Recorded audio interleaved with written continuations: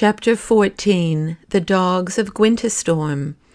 The steep street led them straight up to a large marketplace, with butchers' shops, about which were many dogs. The moment they caught sight of Lena, one and all they came rushing down upon her, giving her no chance of explaining herself. When Curdie saw the dogs coming, he heaved up his mattock over his shoulder, and was ready, if they would have it so. Seeing him thus prepared to defend his follower, a great ugly bulldog flew at him. With the first blow, Curdie struck him through the brain, and the brute fell dead at his feet. But he could not at once recover his weapon, which stuck in the skull of his foe, and a huge mastiff, seeing him thus hampered, flew at him next. Now Lena, who had shown herself so brave upon the road thither, had grown shy upon entering the city, and kept always at Curdie's heel.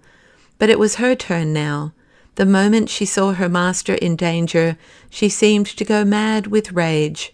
As the mastiff jumped at Curdie's throat, Lena flew at his, seized him with her tremendous jaws, gave one roaring grind, and he lay beside the bulldog with his neck broken. They were the best dogs in the market, after the judgment of the butchers of Gwyntystorm. Down came their masters, knife in hand. Curdie drew himself up fearlessly, mattock on shoulder, and awaited their coming, while at his heel his awful attendant showed not only her outside fringe of icicle teeth, but a double row of right serviceable fangs she wore inside her mouth, and her green eyes flashed yellow as gold. The butchers, not liking the look either of them or of the dogs at their feet, drew back and began to remonstrate in the manner of outraged men. "Stranger," said the first, "that bulldog is mine." "Take him then," said Curdie, indignant. "You've killed him." "Yes, else he would have killed me." "That's no business of mine." "No?" "No. That makes it the more mine, then." "This sort of thing won't do, you know," said the other butcher. "That's true," said Curdie. "That's my mastiff," said the butcher. "And as he ought to be," said Curdie. "Your brute shall be burnt alive for it," said the butcher. "Not yet," answered Curdie. "We have done no wrong. We were walking quietly up your street when your dogs flew at us. If you don't teach your dogs how to treat strangers, you must take the consequences." "They treat them quite properly," said the butcher. "What right has anyone to bring an abomination like that into our city? The horror is enough to make an idiot of every child in the place. We are both subjects of the king, and my poor animal can't help her looks.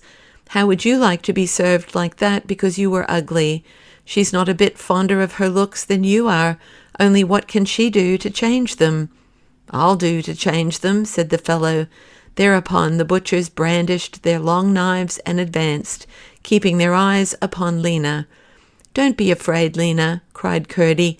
"I'll kill one, you kill the other." Lena gave a howl that might have terrified an army, and crouched ready to spring.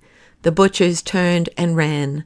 By this time a great crowd had gathered behind the butchers, and in it a number of boys returning from school, who began to stone the strangers. It was a way they had with man or beast they did not expect to make anything by. One of the stones struck Lena. She caught it in her teeth and crunched it that it fell in gravel from her mouth. Some of the foremost of the crowd saw this, and it terrified them. They drew back. The rest took fright from their retreat. The panic spread, and at last the crowd scattered in all directions. They ran and cried out, and said the devil and his dam were come to Gwyntystorm. So Curdie and Lena were left standing unmolested in the marketplace. But the terror of them spread throughout the city, and everybody began to shut and lock his door, so that by the time the setting sun shone down the street, there was not a shop left open, for fear of the devil and his horrible dam. But all the upper windows within sight of them were crowded with heads watching them where they stood, lonely in the deserted marketplace. Curdie looked carefully all round, but could not see one open door. He caught sight of the sign of an inn, however, and, laying down his mattock and telling Lena to take care of it, walked up to the door of it and knocked. But the people in the house, instead of opening the door, threw things at him from the windows. They would not listen to a word he said, but sent him back to Lena with the blood running down his face. When Lena saw that, she leaped up in a fury and was rushing at the house, into which she would certainly have broken.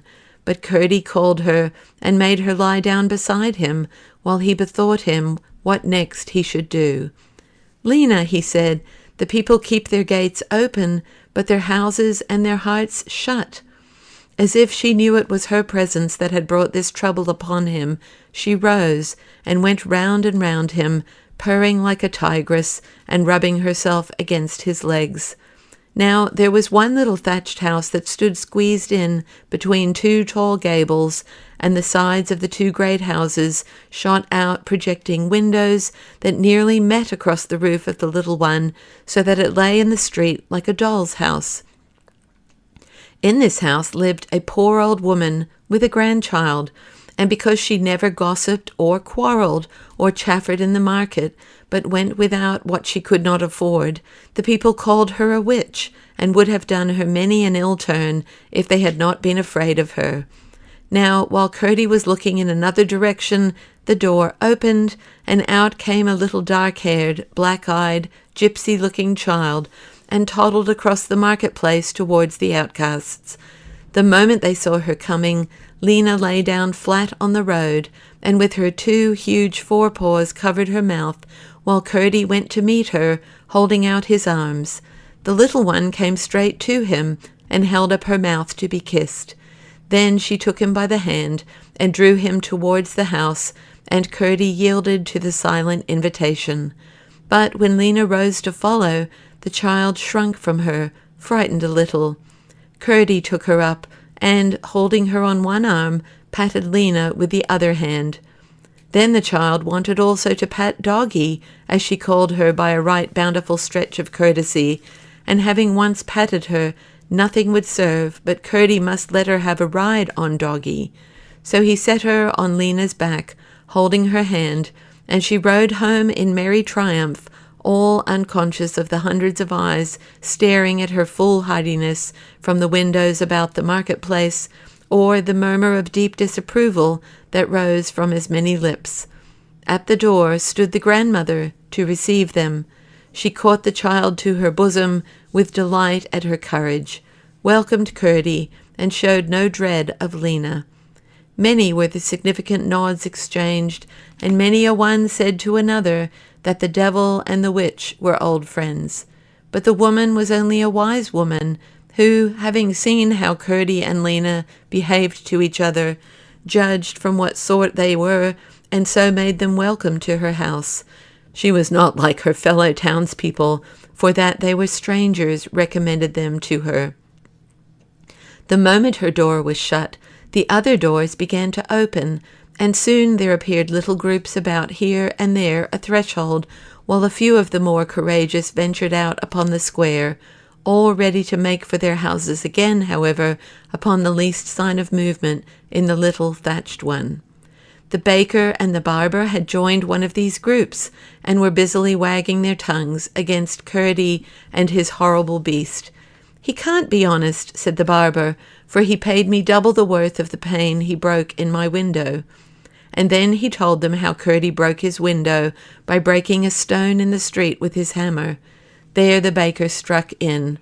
"Now, that was the stone," said he, "over which I had fallen 3 times within the last month. Could it be by fair means he broke that to pieces at the first blow? Just to make up my mind on that point, I tried his own hammer against a stone in the gate. It nearly broke both my arms, and loosened half the teeth in my head."